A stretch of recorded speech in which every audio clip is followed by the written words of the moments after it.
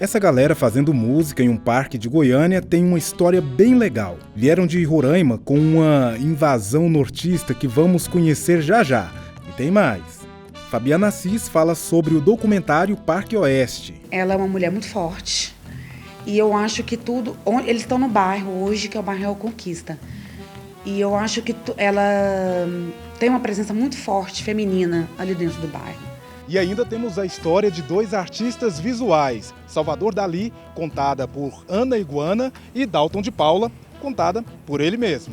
Quais as galerias que têm artistas negros sendo representados? Quais são os artistas negros que estão em coleções públicas ou privadas? O enredo cultural de hoje já começou.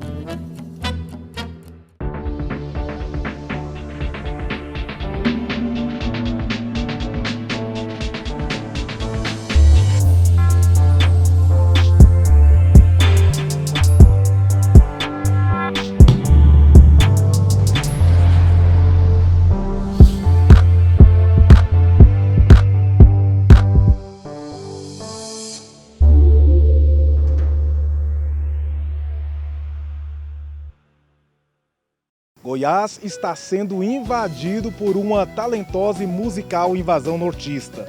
Um grupo de jovens músicos de Roraima estavam preparados para se apresentar em um festival que aconteceria no primeiro semestre de 2019.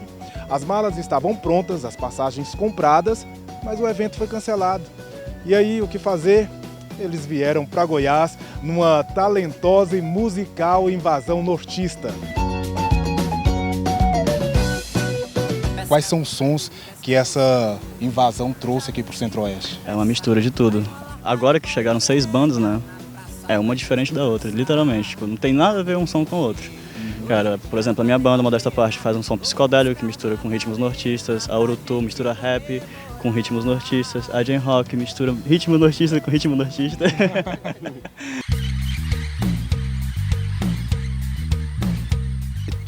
Todos esses estilos musicais, eles têm como pano de fundo assim, o movimento roraimeira, que é uma coisa que aconteceu em Roraima no final dos anos 80 e tudo mais. Então eles desenvolveram um método de tocar, de fazer som que a gente sempre foi apaixonado.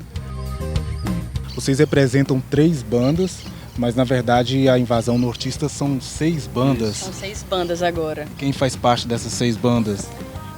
Um pouco daquela galera que tá ali. E eles também. Eu sou a única que só faço parte de uma banda mesmo.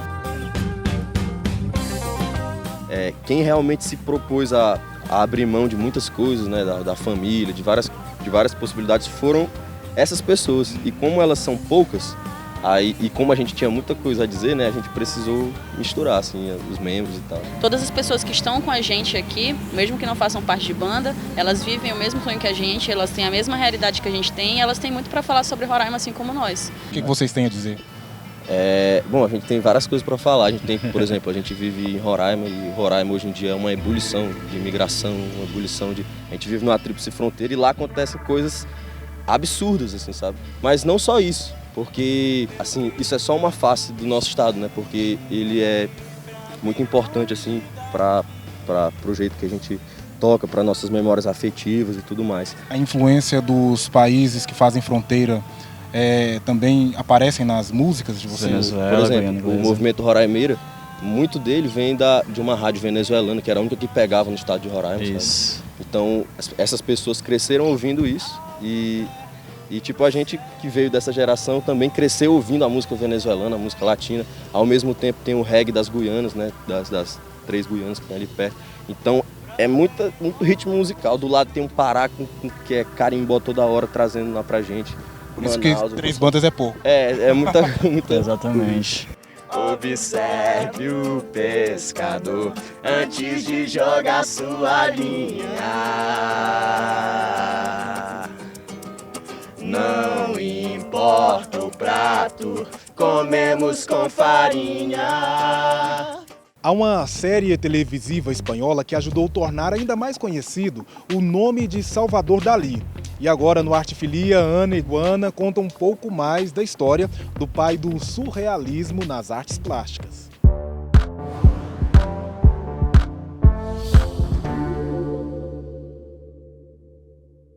Olá pessoal, meu nome é Ana Iguana, eu sou artista plástica, moro em Goiânia e estou aqui para falar sobre Salvador Dalí.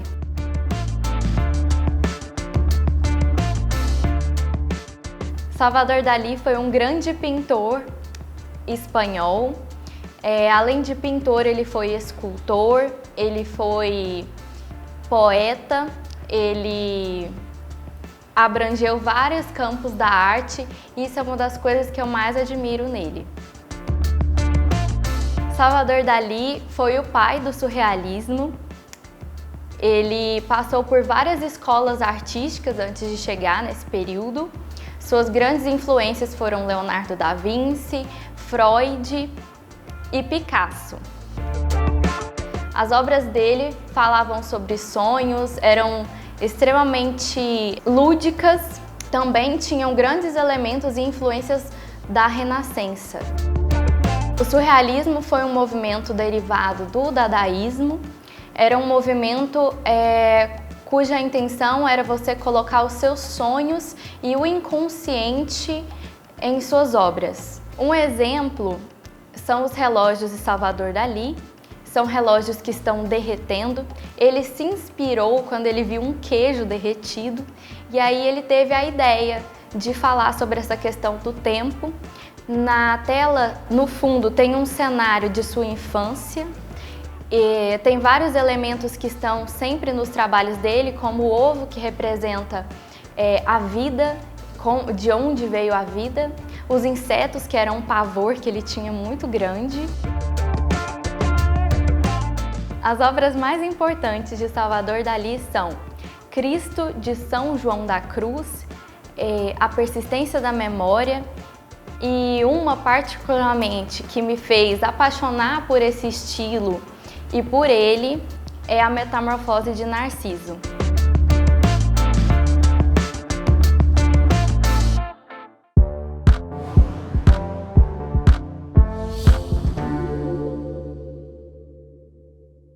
Hora de um rápido intervalo aqui no Enredo, mas no próximo bloco voltamos com o UFG na Cidade e Fabiana Assis falando sobre o documentário Parque Oeste. Já voltamos.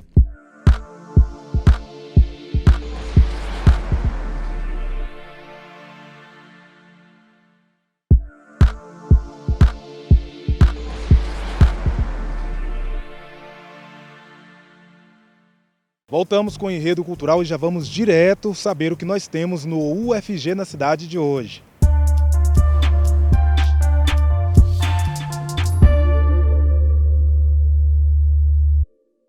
Olá, meu nome é Luciano Cachimbo, eu sou estudante do curso de Direção de Arte da Universidade Federal de Goiás, na Escola de Música e Artes Cênicas. Hoje nós vamos falar sobre o coletivo cênico Centelha. Eu gosto sempre de dizer que o coletivo cênico Centelha ele é um ajuntamento de artistas com vontade de fazer diferença nas artes, na filosofia, na música, na direção de arte, na encenação, na atuação. E é uma união de estudantes da própria escola que tinham vontade de colocar em cena tudo que estavam apreendendo e aprendendo nos seus cursos de formação, nas suas graduações. Olá, eu sou o Rigi Diamantino, eu sou o diretor do projeto Dom Quebrada e também executei a trilha. Então a música foi composta a partir de várias percepções. Eu optei por fazer uma direção meio que coletiva, onde parte do elenco e algumas pessoas do projeto comporam as músicas. Teve mais gente que também contribuiu com as questões das letras. Como nós estamos inseridos no contexto da Universidade Federal, mesmo sendo um coletivo independente, nós contamos com parceiras e parceiros, por exemplo, da FFD, né, uma diretora de movimento da dança, parceiros de dentro da própria EMAC. Assim, eu fiquei até surpreso, porque eu passei um ano totalmente sozinho, assim, porque não conhecia ninguém na área. Aí foi quando eu conheci o Luciano, e o Luciano me convidou, e logo as nossas ideias bateram. O coletivo me permitiu. esforço coletivo também se concentra na produção de visualidades plásticas como um todo, não só visualidades plásticas da cena. Diversas pessoas da música, outras pessoas da direção de arte, pessoas do teatro, gente da própria educação física também, que faz preparação física, enfim, é um processo profissional inserido no contexto da universidade. E a UFG tem um papel preponderante nessa construção dos saberes, do saber fazer, do saber como fazer, a partir do que fazer.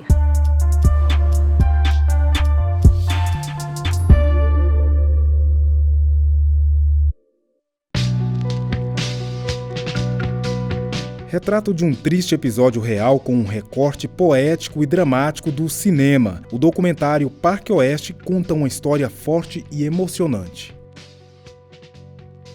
O documentário Parque Oeste ele conta uma história real, algo que aconteceu, mas teve ali um tratamento, uma montagem que beira a ficção, gera uma expectativa em quem está assistindo. Isso é um assunto complexo, porque o documentário ele não tem a obrigação de mostrar a realidade nua e crua, assim. O documentário é cinema, ele também trabalha com a construção de uma narrativa para contar uma história. Então, assim, ele não tem compromisso de ser um registro dos fatos, ele é um recorte. Então, a partir desse ponto de vista que é meu, a gente construir aquela narrativa junto com outras pessoas também, né? Nas primeiras cenas, inclusive, eu vejo que há momentos em que a câmera parece que fica parada e eles vão tendo a rotina de vida deles dentro da casa. A gente queria dar essa sensação de observação da vida, do cotidiano, da vida dessas pessoas hoje. Então, o filme tem 3 momentos. Ele tem ali um começo de resgate da memória, depois tem o acontecimento e depois tem a vida hoje. As pessoas são pessoas de verdade, isso é uma diferença da ficção também. Elas têm uma vida ali depois que o filme acaba. Pedro, destruíram sua vida e a minha, destruíram nossa casa, destruíram nossa família, destruíram nossos sonhos. Eu olho suas fotos e leio suas cartas e vejo-te alegre e sonhador, confiante na vida, a vida que te foi tirada. Como que você descobriu a Aeronilde? Eu estava fazendo pesquisa para um outro documentário no ano de 2014. Então eu fui parar lá para fazer pesquisa para esse outro documentário e foi quando eu entrei em contato com os moradores de lá e pensei em trazer de novo essa história como memória, como nossa memória aqui de Goiás, né? Eu quero ver a cara do governador depois do massacre, o que ele vai fazer? Quem vai sair? Ninguém! E a decisão é unânime, fica até o fim. Diante dessa liberdade, diante dessa guerra. E como é uma história densa, de muitas camadas, a gente filmou bastante. Então eu montei um curta e depois que eu montei um curta, eu pensei que tinha mais material. O longa ele permite que as pessoas mergulhem mais nessa história. Isso, exatamente. Dá tempo da pessoa mergulhar, entrar mais profundamente dentro da vida dessas pessoas, de entrar lá no dia, de sentir o que foi a desocupação, a violência.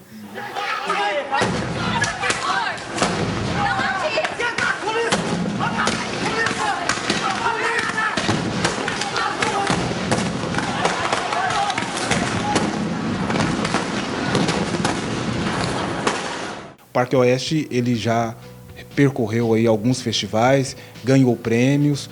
E eu acho que esses prêmios, primeiro que é uma história forte. Ela mexe de fato com as pessoas. A mim, por exemplo, emociona muito. Tem muita imagem de arquivo que foi feito pelo Brad e pelo pessoal do Centro de Mídia Independente daqui de Goiânia, que foram morar dentro da ocupação e eles estavam lá no dia que a polícia entrou e retirou à força as famílias, passou o trator em cima. Então eles filmaram, tem registro disso no filme. Em homenagem a Pedro Nascimento da Silva, Wagner da Silva Moreira, Jorivê Santos, Sônia Maria Alves, Cristiano Reis dos Santos e a todos que se eternizaram na luta pela terra. 35 atrações em 2 palcos, mais 12 bandas, nesse estúdio que foi montado no meio do evento, fizeram parte da programação do Goiânia Noise, que completa 25 anos como um festival de rock alternativo que é referência no Brasil. Tudo isso no próximo bloco.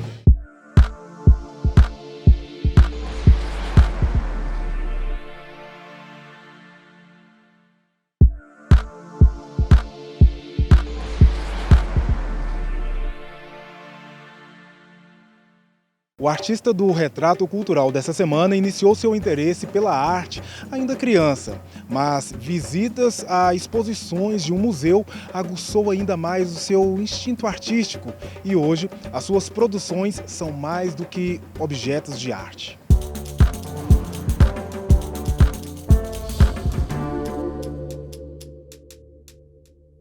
Olá a todos, meu nome é Dalton Paula, moro e trabalho em Goiânia, sou artista visual e hoje eu vou contar um pouquinho da minha história.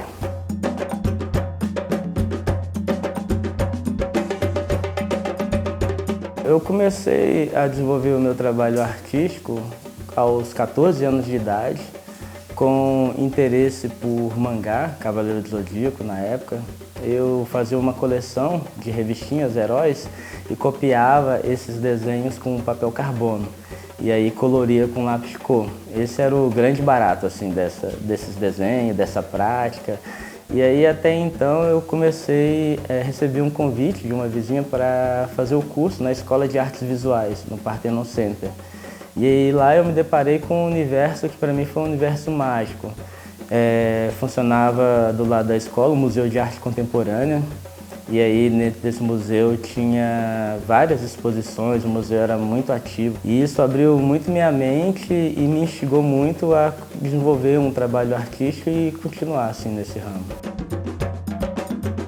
Eu me percebi artista num trabalho que eu desenvolvi que chama Promessa. Era um trabalho de foto performance que eu me colocava diante de muros da cidade e eu me transvesti de homem e de mulher. Então eu estava de noivo e de noiva. Foi um trabalho que foi um casamento com o meu eu e o meu eu artista. No começo eu tinha um trabalho que ele era classificado como naif, ingênuo, e aí tinha alguns professores que tinham dificuldades com essa produção. E aí foi muito curioso porque esse encontro com a Rosana Paulino, ela me falou algo muito interessante. Dalton, o seu trabalho ele pode ter até uma linguagem naif, mas você traz questões contemporâneas. E aí isso foi como abrir uma chave assim, na minha mente.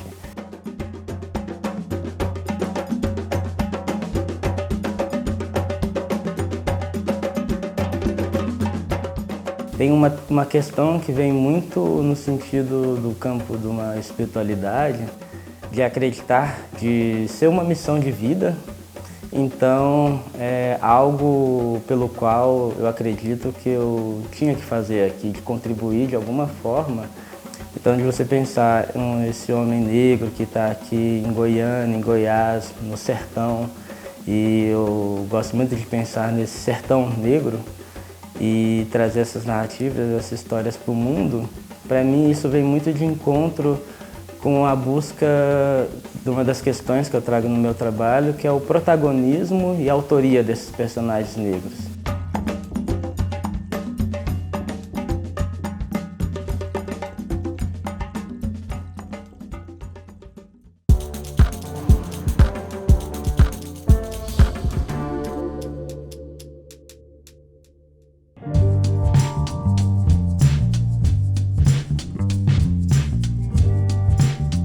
O festival de rock alternativo mais antigo de Goiás e um dos principais do gênero no Brasil chega aos 25 anos cheio de fôlego. A edição do Goiânia Noise deste ano, mantendo a tradição, trouxe para o palco novas bandas e artistas consagrados da cena musical.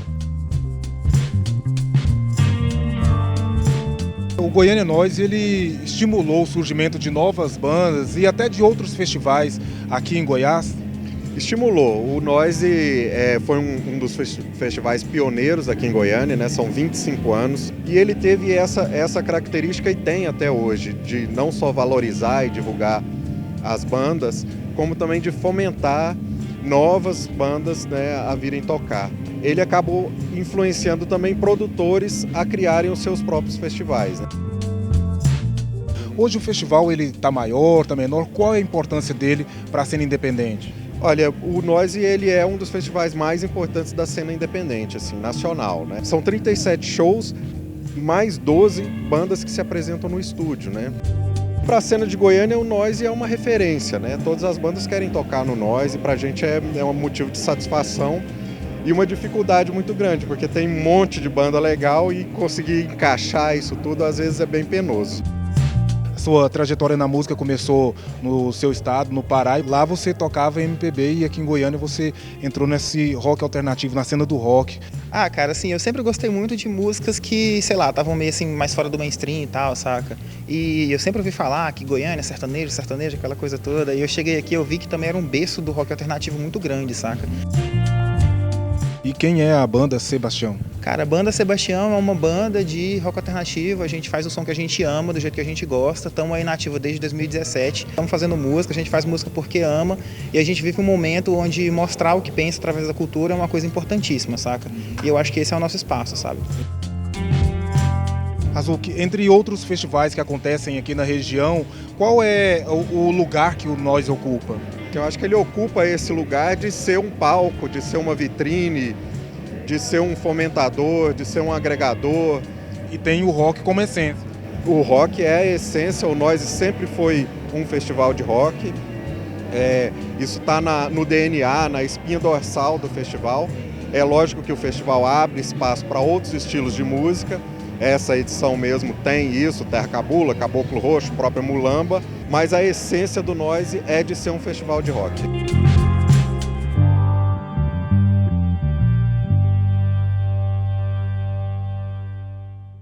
Fechamos aqui mais um episódio do Enredo Cultural, mas você pode continuar conectado com a TV UFG pelo site e pelas redes sociais. Na próxima semana nós estamos de volta. Tchau, tchau.